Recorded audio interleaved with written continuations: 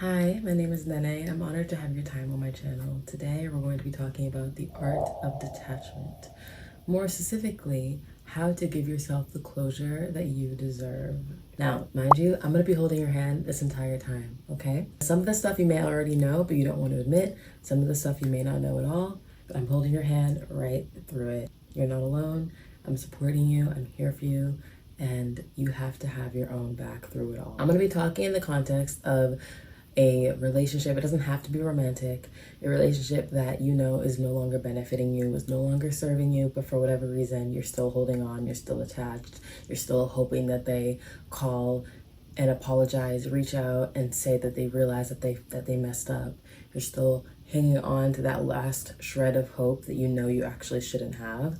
If you are experiencing that or you have experienced that, this video is for you. So the first thing we're going to go over is the importance of minding your business, okay? And why they hurt you is not yours. It is not your problem to figure out. It is not your puzzle to solve. Really, it's only the business of that person, their therapist, and the Lord that they serve, okay? It has nothing to do with you. And if it has something to do with you, it's still not your business. It's not your business because it's not helpful information to have. I mean, it's not going to change the fact that they're not right for you. Any childhood trauma or any reason, like they just actually didn't like you and they were using you kind of as a placeholder, or they were using you kind of just as a shield or as a distraction to deal with whatever problems that they have, does not matter to you. And if you do figure it out, or if they do end up telling you, or if you do end up hearing what the reason was, why they hurt you, what is that going to do for you? All it's going to do is add on this extra emotional labor that you don't need. It's going to make you think things about yourself or think things about the way you show up in relationships or the way that you need to show up in relationships. And it's going to completely skew your perception of your worth and your value. So it's not your business. I want you to think about what this is going to be doing for your nervous system. I'm going to be talking a lot about nervous systems probably in almost every video that I make, because it's the roadmap to our behaviors. Our nervous systems are so important. As somebody who studied health sciences and who has studied psychology, I have 2 master's degrees, okay? I know how important our nervous system is. And we are also creatures of habit, okay? We're creatures of habit. Our habits are built off of our learned behaviors. We see, we observe, and we do. So having that conversation of why this person hurt you is more likely than not going to lead you down one of 2 paths. Path number 1, hypervigilance, where you're constantly searching for danger, so much so where you're seeking them out. You're expecting there to be dangers. You're expecting there to be wrong. You're walking on eggshells everywhere you go in any sort of new relationship. And to make matters worse, you're projecting the hurt that somebody else caused you onto this new person that has nothing to do with a past relationship that you were in. Not only are you going to be projecting that onto people, but you're going to be projecting that onto experiences. You're not permitting yourself to be fully present and engulfed in these new chances, in these new opportunities to connect with people. You're already forming a disconnect before there's a chance for connection. That is the path of hypervigilance. You also have the path of narcissism, where you kind of mirror the hurt that was put onto you, kind of the expression of hurt people, and now you're going to be showing up in spaces and lacking accountability. You're going to be hurting people and kind of using these excuses of my childhood trauma of XYZ. You're going to do exactly what somebody did to you to somebody else. And you're going to be saying, hey, I may have hurt you, yes, but I did it for these reasons. And it may or may not intentionally do that, but what it ultimately does is it invalidates the hurt. It invalidates the rupture. It shifts the focus off of the person that was hurt, and it shifts the focus on to the perpetrator.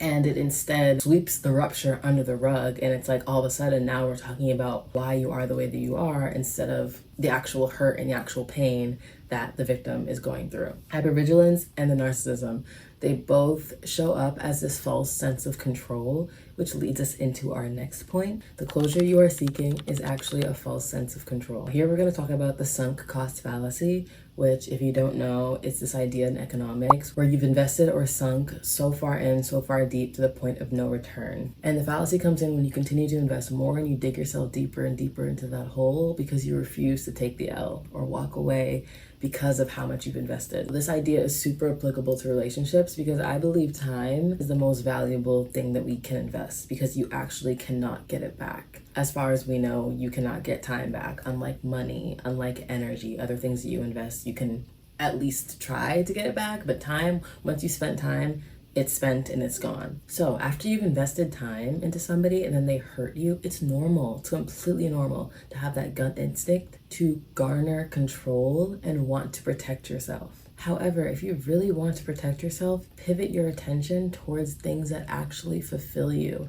and bring you closer to the future person that you genuinely want to be, that you see yourself being, that you want to strive towards, that you want to build. There is no finding yourself. We create the lives that we live and the choices that we make and the habits that we hold and we choose to keep. That is what creates ourselves, not just, it's not out there to search and to seek out.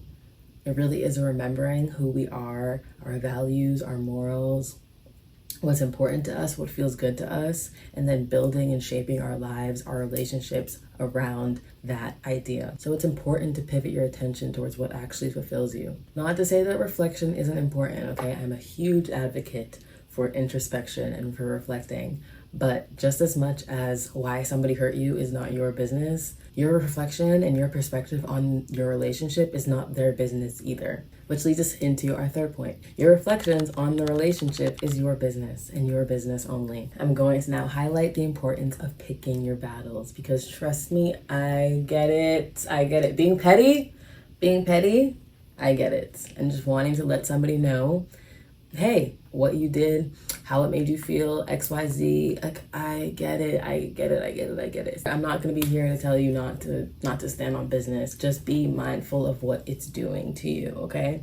Being petty quite literally will still activate your sympathetic nervous system. It will activate your fight or flight because your body can't tell the difference between perceived and real threats. It is important to move through your emotions. Emotions are meant to be in motion.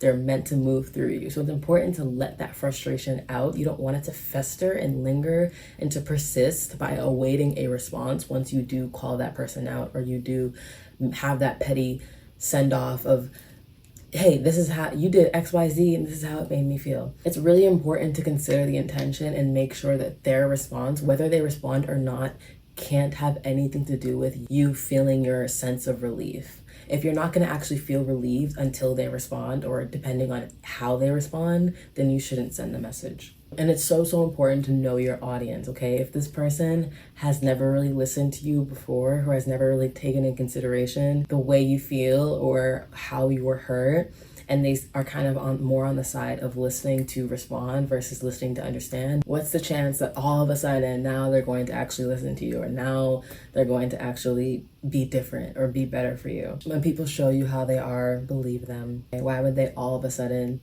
start listening to you or start caring to understand you? So if you figure out that sending that message is probably not the best idea, there's so many other ways that you can let out your frustration and let out your anger, okay? There's journaling, there's venting to a friend, there is working out, exercising, there is music.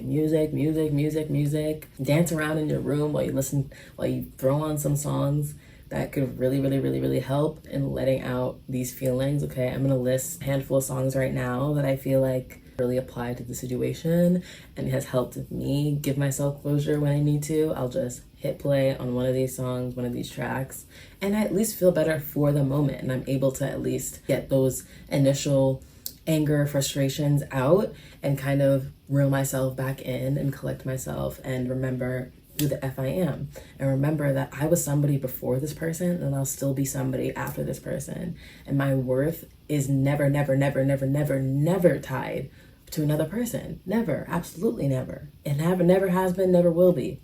I am my own person. I am my own spirit. I am my own soul. I have my own hobbies. I have my own interests. I have my own heart. And that's another thing. Get acquainted with yourself, who you are as an independent person. Refamiliarize yourself with your comforts.